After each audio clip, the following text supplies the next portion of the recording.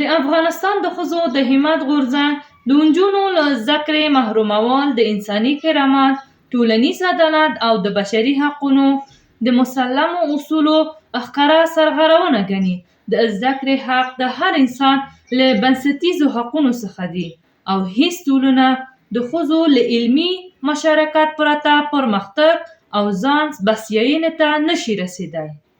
د زده کړې حق د هر انسان له بنسټیزو حقونو څخه دی او هیڅ ټولنې د ښځو له علمي مشارکت پرته پرمختګ او ځان بسیاینې ته نشي رسیدای. له دیني پلوه هم د علم ترلاسه کول فریضه ده او د ښځو د زده کړې د منع لپاره هیڅ معتبر شرعي دلیل نشته. د اسلامي تمدن د تاریخ د علمي، فقهي او فرهنګي ډګرونو کې د ښځو پام وړ رول شاهدي ورکوي. له همدې امله د نجونو پر مخ د علم دروازې تړل نه دیني توجیه لري او نه انساني مشروعیت.